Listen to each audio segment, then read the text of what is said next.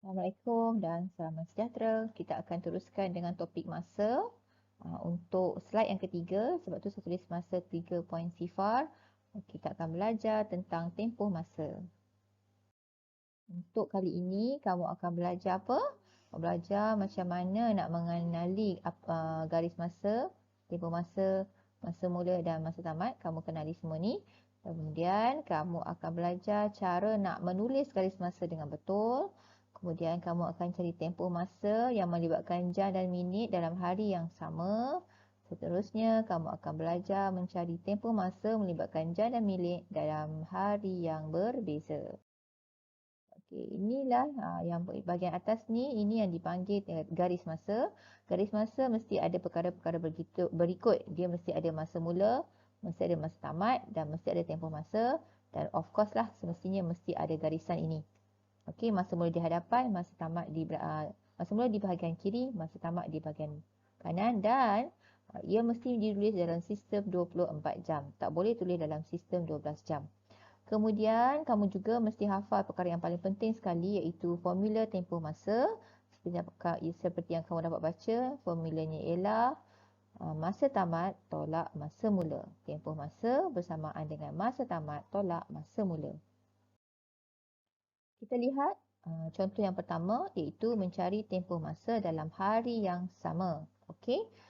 Soalan ini tempoh disuruh cari tempoh masa dari jam 7.20 hingga jam 13.10.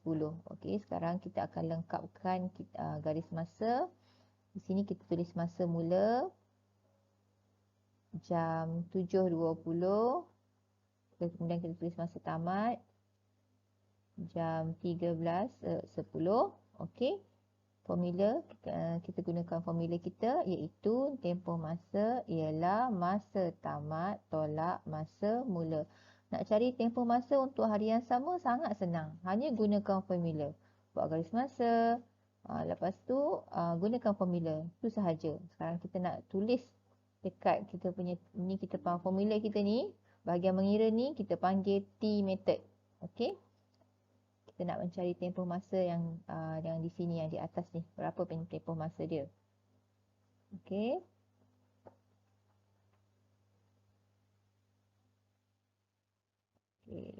Saya nak ingatkan garis masa ni, kalau hari yang sama tak tulis, boleh lagi lah diterima lagi. Tapi kalau untuk hari yang berbeza, wajib tulis garis masa. Okey, masa tamat kita jam 13.10. Tolak masa mula kita jam 7.20. Okey, sila perhatikan cara saya menulis pada T method, pada bentuk T ni. Saya sediakan ruangan kosong di atas dan ruangan kosong di sebelah sini supaya senang kalau kita nak buat apa-apa pemansuhan ke, kita nak potong nombor pun senang. Okey, sekarang kita tengok keseluruhan dulu. Nak tolak tu tengok keseluruhan dulu. 10 minit nak tolak 20 minit. Okey, boleh atau tidak? Tak boleh tolak. Bila tak boleh tolak, kita akan ambil dari sini. Ambil dari jam. Jam akan jadi 2. Okey, pada minit pula, dia tak dapat 10 macam kita buat pinjaman yang biasa. Dia akan dapat berapa?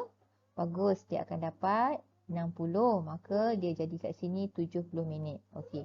Siapa yang belum tahu kenapa dapat 60? Kerana dia dapat 60 sebab 1 jam bersamaan dengan 60 minit. Okey, sebab tu dapat 60. Ni 70 ni ialah hasil tambah 10 minit sedia ada dan 60 minit yang baru diberi oleh jam. Okey.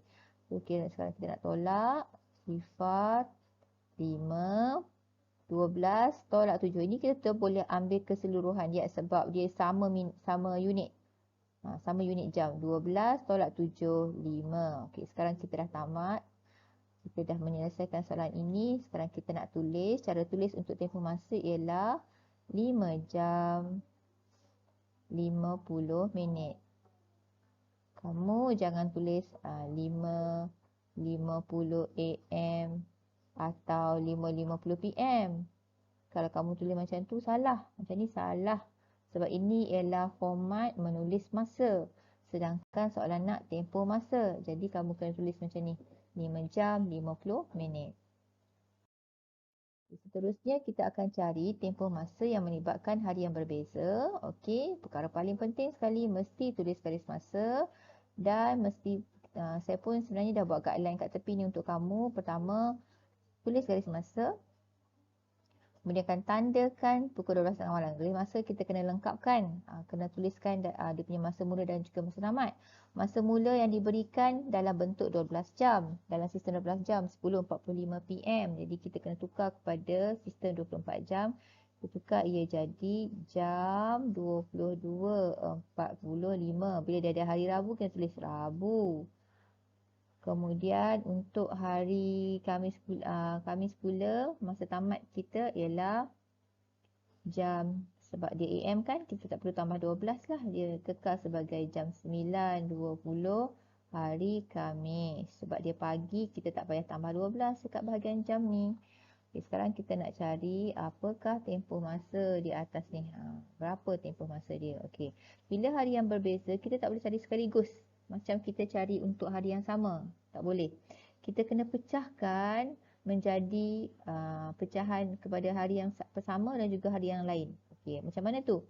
Jadi langkah kedua, tandakan pukul 12.30 malam. Bila dia mula hari Rabu dan berakhir hari Khamis, bermaksud dia ada 12.30 malam di tengah-tengah ni. Jadi kamu kena tanda. Kat mana nak tanda tu kamu tak kisahlah nak di bahagian mana. Cumanya letaklah tengah-tengah. Pada saya letak tengah-tengah. Okey, kemudian tulis pukul 12.30 malam dalam sistem 24 jam ialah jam 24. Kalau kamu nak tulis dalam bentuk macam ni pun, sifar pun boleh. Okey, tak ada masalah. Tapi ianya membawa maksud yang sama. Okey, pukul 12.30 malam. Tapi, okey. Yang jam 24 ni, yang bahagian atas ni digunakan untuk mencari, apa tu? Mencari masa hari Rabu. Okey. Dan cara menulis untuk yang kedua ni boleh digunakan untuk mencari untuk hari Khamis. Okey, saya tunjukkan macam mana. Sekarang kita nak cari Rabu.